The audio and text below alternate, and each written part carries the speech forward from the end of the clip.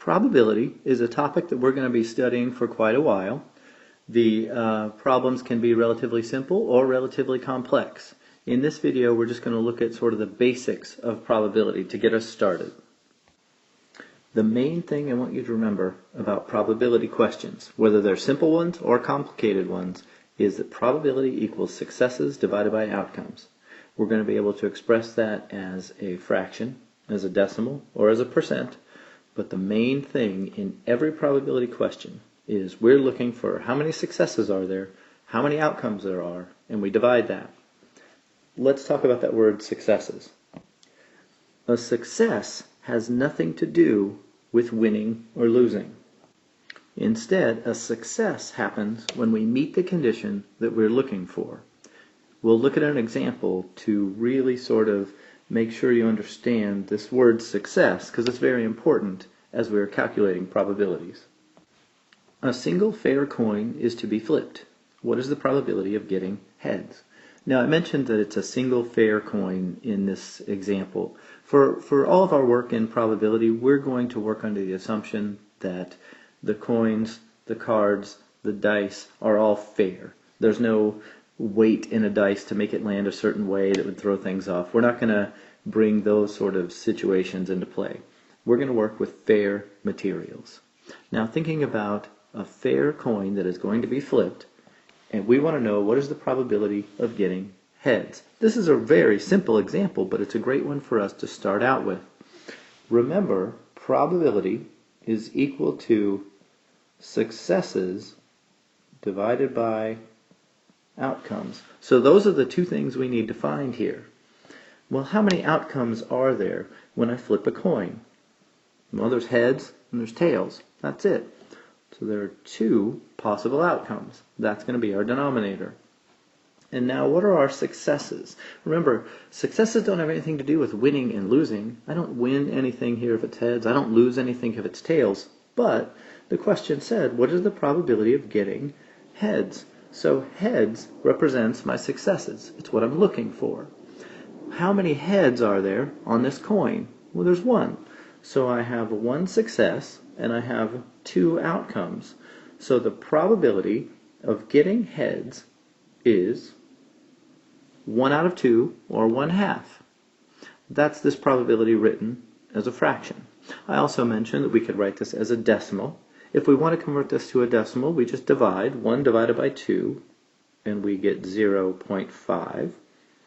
And if we wanted to write that as a percent, let's see, converting a decimal to a percent, I need to move the decimal point 2 places over, so that would drop a 0 here, and so this would be 50%. All of those are a way to express this probability. As a fraction, it's 1/2. As a decimal, it's 0.5, and as a percent, it is 50%. Let's look at some more. A single die is rolled. What is the probability of getting a 4? Let's think about the outcomes that we have, because remember, probability is equal to successes over outcomes.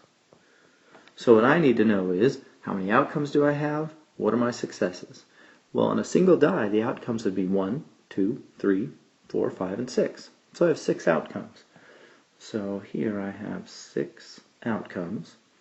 What is the probability of getting a 4? Well, let's see. How many sides does the dice have a 4 on them? Just one? So I have 1 success and 6 outcomes. So the probability of getting a 4 is 1/6. With this same single die that's rolled, what is the probability of getting an even number? Let's see. I still have those same 6 outcomes. Now I have to decide, what are my even numbers? Well, if it helps you to list them out, you can go ahead and do that. All of the outcomes are 1, 2, 3, 4, 5, and 6.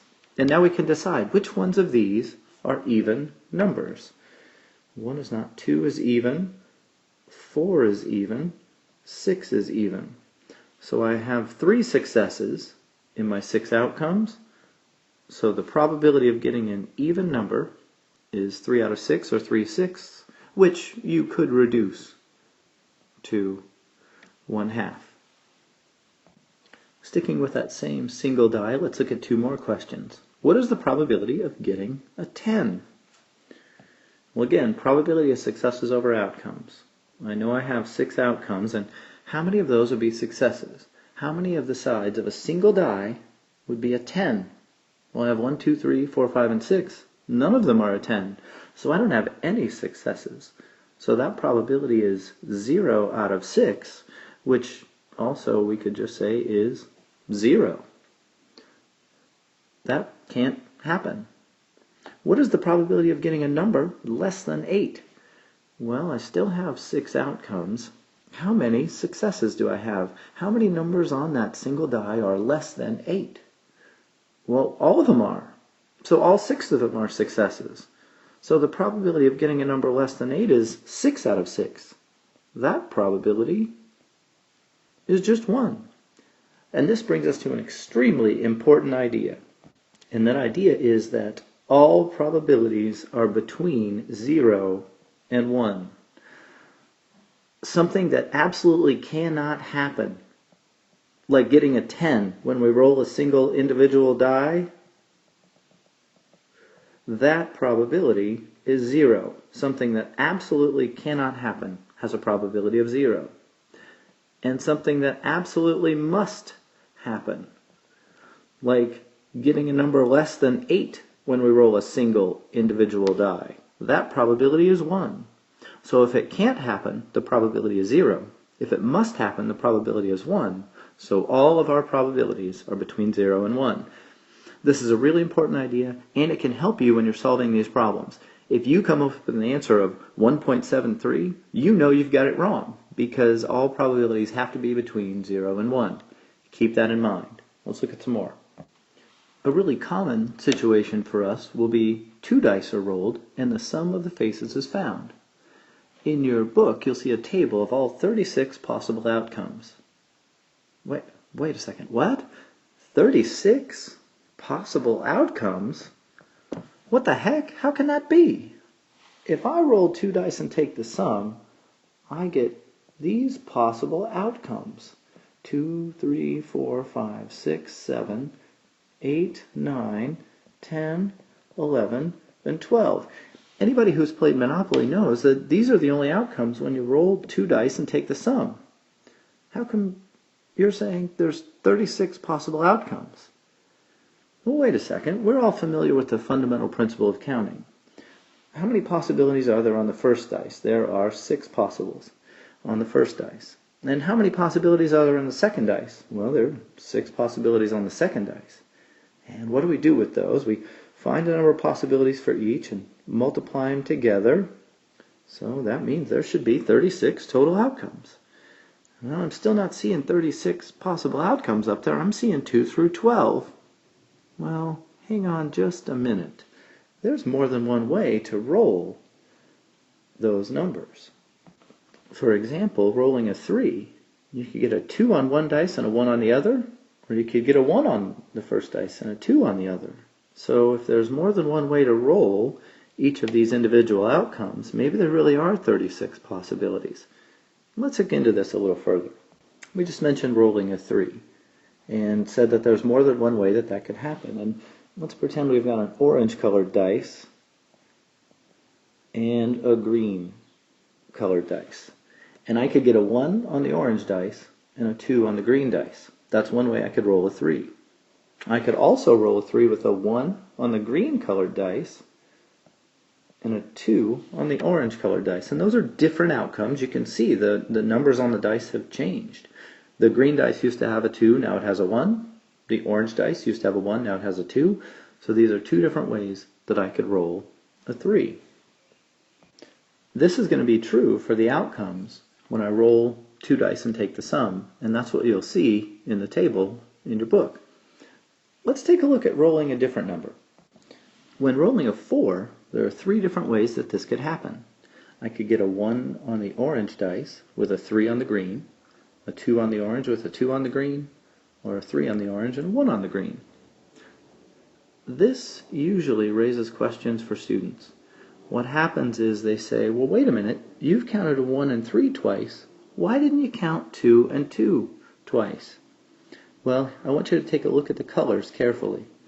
If you take a look at the colors of these two rolls, you can see that the dice have actually changed. In the top one, a 1 with a 3, it was the orange dice that had a 1 and the green dice that had a 3. In the bottom one, the orange dice has a 3 and the green dice has a 1. That means that those two outcomes are different from each other, and so we need to count them as being different outcomes. When we look at the 2 on the orange and the 2 on the green, if I were to try to change those, I'm still going to have a 2 on the orange and a 2 on the green. The result's going to be the same. This isn't about what position they're on the table. This is about what is showing on the dice. And since there's no two different outcomes with a 2 and a 2, we only count that once. We count the 1 on the orange with a 3 on the green as different from the 3 on the orange with a 1 on the green. Those are two different outcomes. But a 2 with a 2 is only one outcome, so we only count that once. If you struggle with this at all, try to find two different colored dice in your house and give this a shot. You'll notice to go from 1, 3 to 3, 1, you actually have to change what's showing on the dice. But with the 2 and the 2, you don't have to change the dice. And that's why that's one outcome as opposed to the 1, 3, and 3, 1, which is two different outcomes. Now let's look at a probability question involving this situation. When rolling two dice and finding the sum, what's the probability of getting a 4? Well, remember way back there, probability is successes over outcomes. And in this case, we have 36 outcomes. And how many of those give us a 4? How many successes do we have? Well, we can see that in the chart over there on the left. I have 3 ways that I can roll a 4. So I have 3 successes and 36 outcomes. So the probability of rolling a 4 is 3 out of 36. You could reduce that to 1/12. And if you wanted to write this as a decimal, rounded to the nearest hundredth, you could divide 3 divided by 36 and get 0.08. And if you wanted to write that as a percent, we could move the decimal point over, and this would be 8%. We have one more situation that's great for studying probability. It's working with a deck of cards, and I'd like to go ahead and do that next. Most of you are probably familiar with a standard deck of cards, but just in case, let's go ahead and talk through that. In a standard deck of cards, there are 4 suits. There are spades, which are black, clubs, which are black, hearts, which are red, and diamonds, which are red. Each of these suits consists of 13 cards: an ace, a 2, 3, 4, 5, 6, 7, 8, 9, 10, a jack, a queen, and a king. These 3 are often referred to as face cards because they have pictures of people on them: the jack, the queen, and the king. So those 3 are called face cards, and there are 13 cards in each suit. If we have 4 suits, each consisting of 13 cards, that gives us a total of 52 cards in our deck. So a standard deck of cards is made up of 52 cards, 13 spades, 13 clubs, 13 hearts, and 13 diamonds. Now let's look at some probability questions involving a deck of cards. One card is drawn from a standard deck. What is the probability of drawing a queen? Well, remember, probability is always successes over outcomes. So what we need to do is figure out how many outcomes we have, figure out how many successes we have, and then write that down. So let's see, we know in our deck we have 52 cards, so there are 52 outcomes. How many queens are there? Well, there's the queen of spades, queen of clubs, queen of hearts, queen of diamonds. So I have 4 queens in the deck, so the probability of drawing a queen is 4 out of 52. What is the probability of drawing a club? Well, here again, I still have those 52 outcomes. And how many clubs do I have in my deck? Those would be my successes. Well, I have 13 clubs in my deck, so the probability of drawing a club is 13 out of 52. Let's look at a couple more. These two questions look really similar, but they're very different. What is the probability of drawing a king or a diamond? What is the probability of drawing a king and a diamond? Now remember, we're only drawing one card. The words and or were really important to us back when we did set theory, and the same thing is going to hold true here. If we're looking at or, we have to meet at least one of those conditions, and we're going to join them together. When we're looking at and, we have to meet both of those conditions.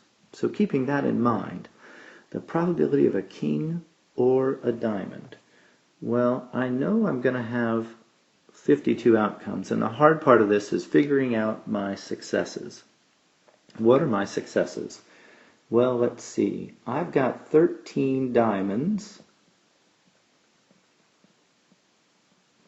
and I have 4 kings. So I just add those together and have 17 success. Wait a minute. What have I done here? I've counted 13 diamonds and I've counted 4 kings. I've counted the king of diamonds twice. So instead of looking at this way, maybe what I need to do instead is I'm going to count the 13 diamonds, which means I've counted the king. And then I'm going to count the 3 other kings, which means I've got 13 plus 3. I join those together. This is or. So I join those together, and I have 16 successes and 52 outcomes. So the probability of getting a king or a diamond is 16 out of 52. Now let's look at the probability of getting a king and a diamond. This is and. So in order to have a success, I need to meet both of those conditions. Well, I know I've got 52 outcomes. I can go ahead and do that part. Now the question is, how many successes do I have? How many cards in my deck meet the condition of being a king and meet the condition of being a diamond? Well, there's only one of those, the king of diamonds. That's the only card in the deck that'll do that. That's a king and it's also a diamond. There's only one of those. So the probability of getting a king and a diamond is 1 out of 52. Some probability questions will be relatively simple. Some can get more complicated. When you're doing probability, just remember, we're looking for successes over outcomes.